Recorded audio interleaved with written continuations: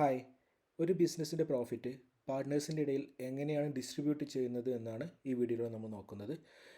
സ്വാഭാവികമായിട്ടും ഒരു accounting side മാത്രം എക്സ്പ്ലെയിൻ ചെയ്യുന്നൊരു വീഡിയോ ആയിരിക്കും. സോ നമുക്ക് നോക്കാം. പീസിങ്ങിൽ നമുക്ക് നോക്കിയാൽ കാണാൻ കഴിയും. റിപ്പോർട്ട്സിൽ നമുക്ക് അക്കൗണ്ട്സ് റിപ്പോർട്ട്സിൽ പ്രോഫിറ്റ് ആൻഡ് ലോസ് റിപ്പോർട്ട്സ് നോക്കിക്കഴിഞ്ഞാൽ എങ്ങനെയാണ് കമ്പനിയുടെ ഫിനാൻഷ്യൽ സ്റ്റാറ്റസ്, ആ സമയത്ത് എത്ര പ്രോഫിറ്റിലാണ് കമ്പനി നിൽക്കുന്നത് നമുക്ക് നോർമലി നമ്മൾ ഫിൽറ്റർ ചെയ്തിട്ട് നമ്മളിവിടെ പ്രോഫിറ്റ് ആൻഡ് ലോസിൽ പോയിട്ട് നമ്മൾ കാണാറുണ്ട്. സോ ആ പ്രോഫിറ്റിനെ നമ്മൾ പാർട്ട്നേഴ്സിന് വേണ്ടിയിട്ട് ഡിവൈഡ് ചെയ്യുന്ന ഒരു പ്രോസസ്സ്, അത് എങ്ങനെയാണ് നമ്മൾ സോഫ്റ്റ്വെയർ ഉപയോഗിച്ചിട്ടോ അതിൻ്റെ ബേസിക് അക്കൗണ്ടിങ് പ്രൊസീജിയർ എങ്ങനെയാണ് എന്നുള്ളതാണ് ഈ ഒരു വീഡിയോയിൽ എക്സ്പ്ലെയിൻ ചെയ്യാൻ പോകുന്നത്. സോ നമുക്കിതിൽ കാണാൻ കഴിയും 38,000 ആണ് ഈ കമ്പനിക്ക് നെറ്റ് പ്രോഫിറ്റ് ആയിട്ട് വന്നിട്ടുള്ളത്. അഥവാ ആ കമ്പനിയുടെ ഓപ്പറേഷൻസിൽ വരുന്ന ഗ്രോസ് പ്രോഫിറ്റിന് ശേഷം അതിൻ്റെ എക്സ്പെൻസുകളെല്ലാം കഴിച്ചിട്ട് 38,000 രൂപയുടെ പ്രോഫിറ്റാണ് നിലവിൽ കാണുന്നത്. സോ അതിനെ പാർട്ട്നേഴ്സിൻ്റെ ഇടയിൽ ഡിവൈഡ് ചെയ്യുന്നതിന് നമുക്ക് രണ്ട് രീതിയിലായിരിക്കും പാർട്ട്നേഴ്സിൻ്റെ ഇടയിൽ അത് ഡിവൈഡ് ചെയ്യുന്നുണ്ടാവുക. ഒരു എമൗണ്ട്, ഒരു സെർട്ടൺ എമൗണ്ടിനെ ഷെയർ ആയിട്ട് എടുക്കാനുള്ളൊരു സാധ്യതയുണ്ട്. അഥവാ ഒരു എക്സാമ്പിൾ വേണ്ടി പറയുകയാണ്, ഇവിടെ ഡിവിഡൻ്റായിട്ട് നമ്മൾ 30,000 എടുക്കുകയും 8,000 നമ്മൾ കമ്പനിയുടെ അക്കൗണ്ടിലേക്ക് അഥവാ കമ്പനിയുടെ അടുത്ത് തന്നെ വെക്കുകയും ചെയ്യുന്നു, അഥവാ റിസർവ് ആയിട്ട് മാറ്റി വെക്കുകയും ചെയ്യുന്നു. സോ ഇങ്ങനത്തെ ഒരു കേസിൽ സ്വാഭാവികമായിട്ടും രണ്ട് പാർട്ട്നേഴ്സുള്ളൊരു ബിസിനസ്സാണ്. ഫോർ എക്സാമ്പിൾ ഇപ്പോൾ നമ്മൾ ഈ ബിസിനസ് എന്നിരിക്കട്ടെ, അങ്ങനെയാകുമ്പോൾ നമ്മൾ ഈ ഡിവിഡൻഡ് ഷെയർ ആയ ഈ 30,000 രണ്ട് പാർട്ട്നേഴ്സിൽ ഡിവൈഡ് ചെയ്തെടുത്തിട്ട് ഈ 8,000 റുപ്പീസ് നമ്മൾ ബിസിനസ്സിൽ തന്നെ റീറ്റെയിൻ ചെയ്യാൻ വേണ്ടിയിട്ട് വെക്കുന്നു. സ്വാഭാവികമായിട്ടും എല്ലാവരും പ്രൊസീഡ് ചെയ്യുന്ന ഒരു പ്രോസസ്സ്, എല്ലാവരും ഫോളോ ചെയ്യുന്ന ഒരു പ്രോസസ്സ് കൂടെ ആയിരിക്കും ഇത്. സോ ഇങ്ങനത്തെ ഈ ഒരു കേസിൽ നമുക്ക് റിസർവിനെ മാറ്റി വെച്ചിട്ട് ബാക്കി ഡിവിഡൻറ്റിനെ എങ്ങനെയായിരിക്കും ഷെയർ ചെയ്യുന്നത്. ഇപ്പോൾ രണ്ട് പാർട്ട്നേഴ്സാണ് ഈ ബിസിനസ്സിലുള്ളത് എന്നിരിക്കട്ടെ, ഒരു അഭിജിത്ത് അല്ലെങ്കിൽ ഷാഹുൽ, ഈ രണ്ട് പേരാണുള്ളത്. ഈ രണ്ട് പേർക്കും നമ്മൾ ഈക്വൽ പാർട്ട്ണർഷിപ്പ് ആണെന്നുണ്ടെങ്കിൽ നമുക്കറിയാം സ്വാഭാവികമായിട്ട് ഈ 30,000 നമ്മൾ ഈക്വലായിട്ട് 15,000 ഈച്ച് വെച്ചിട്ട് നമ്മളതിനെ ഡിവൈഡ് ചെയ്തെടുക്കുന്നു. ഇനി അതല്ല അതിൽ ഷെയറിൻ്റെ പെർസെൻറ്റേജിൽ വ്യത്യാസം ഉണ്ടെങ്കിൽ സ്വാഭാവികമായിട്ടും അതിൽ കാൽക്കുലേഷനിൽ വ്യത്യാസം വരും. ജസ്റ്റ് ഒരു എക്സാമ്പിൾ എന്ന രീതിയിൽ മാത്രമായിരിക്കും നമ്മൾ കാണുന്നത്. ഇപ്പോൾ നമുക്കറിയാം ടോട്ടൽ പ്രോഫിറ്റായി 30,000-ൽ 30,000 നമ്മൾ ഡിവൈഡ് ചെയ്തെടുക്കുന്നു, ബാക്കിയുള്ളത് റിസർവായിട്ട് നമ്മൾ അവിടെ തന്നെ കീപ്പ് ചെയ്യുന്നു എന്നുള്ളതാണ് അതുകൊണ്ട് ഉദ്ദേശിക്കുന്നത്. സോ ഈ 30,000-നെ നമ്മളെങ്ങനെ പേയ്മെൻറ്റിലേക്ക് എത്തിക്കും എന്നുള്ളതാണ് നോക്കുന്നത്. നമുക്കതിന് അക്കൗണ്ടിങ് സൈഡ് എടുത്ത് നോക്കിയാൽ നമുക്ക് കാണാൻ കഴിയും. അക്കൗണ്ട്സിൽ ബേസിക്കായിട്ട് വരുന്ന എൻട്രി ഇങ്ങനെയായിരിക്കും വരുന്നത്. പ്രോഫിറ്റ് ആൻഡ് ലോസ് അക്കൗണ്ട്, അഥവാ പ്രോഫിറ്റ് ആണോ ലോസ് ആണോ എന്നുള്ളതായിരിക്കും പ്രോഫിറ്റ് ആൻഡ് ലോസ് കൊണ്ട് ഉദ്ദേശിക്കുന്നത്. പ്രോഫിറ്റ് ആൻഡ് ലോസ് അക്കൗണ്ടിനെ ഡെബിറ്റ് ചെയ്തുകൊണ്ട് ഡിവിഡൻഡ് അക്കൗണ്ട് ക്രെഡിറ്റ് ചെയ്യുന്നു എന്നുള്ളതായിരിക്കും. അങ്ങനെ ജേണൽ എൻട്രി പാസ് ചെയ്യുക എന്നുള്ളതാണ് അതിൻ്റെ നോർമൽ അക്കൗണ്ടിങ് പ്രൊസീജിയർ. സോ അതല്ലാന്നുണ്ടെങ്കിൽ നമ്മൾ ഈ ഡിവിഡൻറ്റിനെ നമ്മൾ രണ്ട് പേർക്കായിട്ട് ഡിവൈഡ് ചെയ്ത് കൊടുക്കാനുള്ള ഓപ്ഷൻ ഉണ്ട്. ഇപ്പോൾ ഈ കേസിൽ നമ്മൾ പ്രോഫിറ്റ് ആൻഡ് ലോസിലെ 30,000 എടുത്തിട്ട് ഇവരുടെ ഡിവിഡൻറ്റ് അക്കൗണ്ടിലേക്ക് മാറ്റി വെക്കുന്നു എന്നുള്ളതാണ്. ഇനി അതല്ല, നമുക്ക് വേറെ ഓപ്ഷൻ ഉള്ളത് പ്രോഫിറ്റ് ആൻഡ് ലോസിൽ ഈ 30,000-നെ ഈ രണ്ട് പേരുടെയും ഡിവിഡൻറ്റ് അക്കൗണ്ടിലേക്ക്, അഥവാ ഈ ഡിവിഡൻറ്റ് അക്കൗണ്ട് എന്ന് പറഞ്ഞാൽ സ്വാഭാവികമായിട്ട് അതൊരു ക്യാപിറ്റൽ അക്കൗണ്ട് ആയിരിക്കും. അതല്ലെങ്കിൽ ഓൾറെഡി ഈ പാർട്ട്നേഴ്സിൻ്റെ പേരിൽ ഒരു ക്യാപിറ്റൽ അക്കൗണ്ട് ഉണ്ടാവും, അതിലേക്ക് മാറ്റി വെക്കുക എന്നുള്ളതാണ്. സോ ഇവിടെ നമുക്ക് കാണാം ഈ 30,000-നെ നമ്മൾ 15,000 ആക്കിയിട്ട് എൻട്രി ഇടുന്നു. നോർമൽ ഇതിൻ്റെ അക്കൗണ്ടിങ് സൈഡ് അങ്ങനെയായിരിക്കും.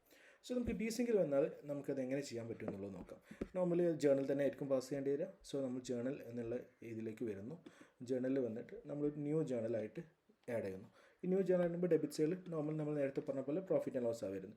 ബേസിക്കലി ഇൻബിൽഡ് ആയിട്ട് ഉള്ള പ്രോഫിറ്റ് ആൻഡ് ലോസിനെ സെർച്ച് ചെയ്യാനുള്ള ഒരു ഓപ്ഷൻ കൂടിയാണ് ഞാൻ പറയുന്നത്. ഇവിടെ നിങ്ങൾക്ക് പറയാം PANTL അഥവാ പ്രോഫിറ്റ് ആൻഡ് ലോസിൻ്റെ PANTL എന്ന് അടിച്ചു കഴിഞ്ഞാൽ നമ്മൾ പ്രോഫിറ്റ് ആൻഡ് ലോസിൻ്റെ അക്കൗണ്ട് നമുക്ക് വരും. ജസ്റ്റ് അത് ക്ലിക്ക് ചെയ്യുക. എത്ര എമൗണ്ടാണ് നമ്മൾ ഡിവൈഡ് ചെയ്യാൻ നേരത്തെ തീരുമാനിച്ച് വെച്ചെന്നുള്ളത് നമുക്കറിയാം. നേരത്തെ കാൽക്കുലേഷനിൽ നമുക്കറിയാം 30,000 മാത്രമാണ് നമ്മൾ ഡിവൈഡ് ചെയ്യുന്നത്.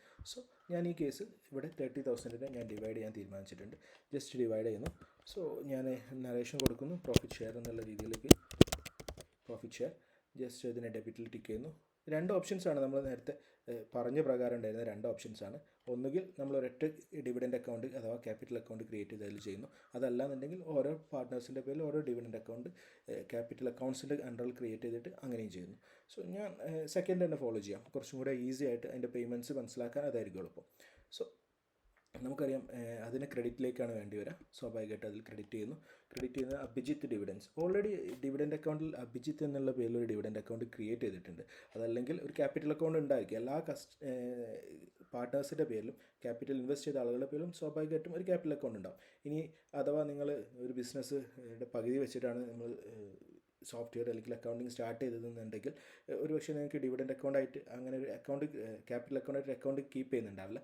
ആ കേസ് ഒരു ഡിവിഡൻഡ് അക്കൗണ്ട് ക്രിയേറ്റ് ചെയ്യാം. ഇപ്പോൾ ഇവിടെ ചെയ്ത പോലെ നമുക്ക് ഡിവിഡൻഡ് അക്കൗണ്ടായിട്ട് ക്രിയേറ്റ് ചെയ്യാം under capital accounts. So Abhijith ഡിവിഡൻഡിലേക്ക് നമുക്കറിയാം ഒരു 15,000 ഞാൻ പ്രോഫിറ്റ് ഷെയർ ആയിട്ട് തന്നെ അതും ഞാൻ നോക്കുന്നു, പ്രോഫിറ്റ് ഷെയർ. പിന്നെ അതുപോലെ അടുത്തത് ഷാഹുൽ എന്ന് പറയുന്ന ഒരു പാർട്ണറാണ് അടുത്തതുള്ളത്. സോ നമ്മൾ ഷാഹുലിൻ്റെ പേരിൽ ഓൾറെഡി ഡിവിഡൻഡ് അക്കൗണ്ട് ഉണ്ടോ എന്ന് സെർച്ച് ചെയ്യുക, പക്ഷേ ഓൾറെഡി ഇല്ല. സോ നമുക്ക് ഇവിടെ നിന്ന് നോർമൽ ചെയ്യുന്ന പോലെ തന്നെ ഒരു അക്കൗണ്ട് ക്രിയേറ്റ് ചെയ്യാൻ പറ്റും. ഞാനവിടെ ഷാഹുലിൻ്റെ പേരിൽ ഒരു ഡിവിഡൻഡ് അക്കൗണ്ട് ക്രിയേറ്റ് ചെയ്യുന്നു അണ്ടർ ക്യാപിറ്റൽ അക്കൗണ്ട്സ്. ക്യാപിറ്റൽ അക്കൗണ്ടായിട്ട് ജസ്റ്റ് സേവ് ചെയ്യുന്നതോട് കൂടെ ഷാഹുലിൻ്റെ പേരിലുള്ള ഡിവിഡൻഡ് അക്കൗണ്ട് വന്നിട്ടുണ്ട്. ജസ്റ്റ് നമുക്ക് സെർച്ച് ചെയ്താൽ കാണാൻ കഴിയും ഷാഹുൽ ഡിവിഡൻഡ്. ആ ഷാഹുൽ ഡിവിഡൻഡിൽ നമുക്ക് 15,000 കൂടെ നമുക്ക് പ്രോഫിറ്റ് ഷെയർ ആയിട്ട് നമുക്ക് ജസ്റ്റ് കീപ്പ് ചെയ്യാൻ പറ്റും. നമുക്ക് നറേഷൻ നമുക്ക് മനസ്സിലാവുന്ന രീതിയിൽ ജസ്റ്റ് കീപ്പ് ചെയ്യുന്നത് മാത്രം. ഇനി നറേഷൻസ് കാണുന്നുണ്ടെങ്കിൽ പ്രോഫിറ്റ് ഏതൊക്കെ മാസത്തൊക്കെയാണെന്നുള്ളത് എനിക്ക് നോക്കാൻ പറ്റും. മാർച്ച് ആണെന്നുണ്ടെങ്കിൽ ജസ്റ്റ് മാർച്ചിൽ നിന്ന് മാത്രം കീപ്പ് ചെയ്യുന്നു. അത് എന്താണോ നിങ്ങളുടെ നറേഷൻ കൊടുക്കുന്നത് ജസ്റ്റ് സേവ് ചെയ്യുന്നു. വൺ സേവ് ചെയ്ത് കഴിഞ്ഞാൽ നമുക്ക് അക്കൗണ്ട്സിൽ വന്ന് ഡിവിഡൻസ് എടുത്ത് നോക്കിക്കഴിഞ്ഞാൽ നമുക്ക് കാണാൻ കഴിയും. ഞാൻ ജസ്റ്റ് ഫിൽറ്റർ ചെയ്തിട്ടുണ്ട് ഓൾറെഡി, ക്യാപിറ്റൽ അക്കൗണ്ട്സ് ഫിൽറ്റർ ചെയ്തിട്ടുണ്ട്. ക്യാപിറ്റൽ അക്കൗണ്ട് നമുക്ക് കാണാൻ കഴിയും അഭിജിത്തിന് 15,000 ഡ്യൂ ആണ്, ഷാഹുലിന് വരുന്നത് അതും 15,000 ഡ്യൂ ആയിട്ട് കിടക്കുന്നത് കാണാൻ കഴിയും. ഇനി ഇതേ പ്രോസസ്സ് അവരുടെ പേയ്മെൻറ്റിലേക്ക് എങ്ങനെ ടാഗ് ചെയ്യാൻ നോക്കാം. അപ്പോൾ ഈ ഒരു കേസിൽ നമുക്ക് ഇനി ബാലൻസ് ഷീറ്റ് എടുത്ത് നോക്കിയാൽ നമുക്ക് മനസ്സിലാക്കാൻ കഴിയും. ജസ്റ്റ് റിപ്പോർട്ട്സിൽ ബാലൻസ് ഷീറ്റ് വന്ന് നോക്കിക്കഴിഞ്ഞാൽ നമുക്ക് കാണാൻ കഴിയും. ബാലൻസ് ഷീറ്റിൻ്റെ എക്സ്പാൻഡഡ് വ്യൂ കണ്ടു കഴിഞ്ഞാൽ നമുക്ക് കാണാം ഓൾറെഡി പ്രോഫിറ്റ് ആൻഡ് ലോസിൻ്റെ 30,000 വിഡ്രോൺ ആണ് എന്നുള്ളത്. ബാക്കി നിലവിൽ വരുന്നത് 8,000 മാത്രമാണ് പ്രോഫിറ്റ് ആൻഡ് ലോസിലുള്ളത് എന്നുള്ളത് നമുക്ക് ഈ ഏരിയ നോക്കിക്കഴിഞ്ഞാൽ വളരെ വ്യക്തമായിട്ട് കാണാൻ കഴിയും. സോ ഇത് തന്നെയാണ് നമ്മുടെ ഉദ്ദേശം. ബാക്കിയുള്ളതിനെ നമ്മൾ റിസർവ് ആയിട്ട് ഒന്നുകിൽ നമുക്ക് റിസർവിലേക്ക് തന്നെ മാറ്റി വെക്കാം. നമ്മൾ വിഡ്രോണിൻ്റെ പകരം നമ്മൾ റിസർവ് അക്കൗണ്ടിലേക്ക് മാറ്റി വെക്കണമെങ്കിൽ പറ്റും. ബട്ട് ഈ ഒരു കേസിൽ നമ്മൾ എടുക്കാത്തതുകൊണ്ട് തന്നെ ഞാനത് 8,000 അങ്ങനെ തന്നെ വെച്ചെന്ന് മാത്രം. സോ പിന്നെ ഇതിൻ്റെ പേയ്മെൻറ്റ്സ് എങ്ങനെ നടത്താമെന്നുള്ളത് നമുക്ക് ഓൾറെഡി അറിയാം. അക്കൗണ്ട്സിൽ വന്നു കഴിഞ്ഞാൽ ഈ രണ്ട് അക്കൗണ്ട്സും അവിടെ മൈനസിൽ തന്നെ കിടക്കുന്നത്, കാരണം കമ്പനി അവർക്ക് ലയബിളാണ്, ആ എമൗണ്ട് കൊടുക്കാൻ ബാധ്യസ്ഥരാണ് എന്നുള്ളതുകൊണ്ട്. സോ നമ്മൾ നോർമൽ ചെയ്യുന്ന പോലെ തന്നെ പേയ്മെൻറ്റ്സിൽ പോകുന്നു. ജസ്റ്റ് ഒരു പുതിയ പേയ്മെൻറ്റ് ആഡ് ചെയ്യുന്നു. ഞാൻ പേയ്മെൻറ്റ് അക്കൗണ്ട് സെലക്ട് ചെയ്യുന്നു.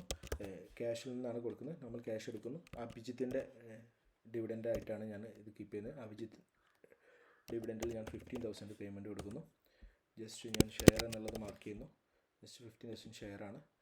സോ ജസ്റ്റ് സേവ് എന്നോടുകൂടെ അഭിജിത്തിൻ്റെ അക്കൗണ്ടിലേക്ക്, ഡിവിഡൻറ്റ് അക്കൗണ്ടിലേക്ക് ക്യാഷായിട്ട് നമ്മൾ 15,000 കൊടുത്തായിട്ട് കണക്കാക്കുന്നു. സോ ജസ്റ്റ് നമ്മൾ ഒന്നുകൂടെ അക്കൗണ്ട്സ് നോക്കി നമുക്ക് കാണാൻ കഴിയും അഭിജിത്തിന് ഇനി കമ്പനി ലയബിൾ അല്ല, കാരണം ഓൾറെഡി കമ്പനിയുടെ കയ്യിലുണ്ടായിരുന്ന ക്യാഷ് എടുത്തിട്ട് അഭിജിത്ത് എന്ന് പറയുന്ന ആളുടെ ഷെയർ അഥവാ ഡിവിഡൻ്റ് ആയിട്ട് നമ്മൾ പിരിച്ചുവിട്ടു. ഇനി ഷാഹുൽ എന്നുള്ള ആൾക്ക് ഇനി നമ്മൾ പാർഷ്യലാണ് ചെയ്യുന്നതെന്നുണ്ടെങ്കിൽ ഇപ്പോൾ 10,000 മാത്രമായിരുന്നു കൊടുത്തിട്ടുണ്ടെന്നുണ്ടെങ്കിൽ ബാക്കി 5,000 ഇവിടെ വരും സ്വാഭാവികമായിട്ടും. സോ അത്രയും ആ ഒരു പ്രൊസീജിയറാണ് നമ്മൾ ഈ ഒരു ക്യാപിറ്റൽ അല്ലെങ്കിൽ ഡിവിഡൻറ്റ് ഡിവൈഡ് ചെയ്യുന്ന രീതിയിൽ നമ്മൾ ഫോളോ ചെയ്യുന്നത്.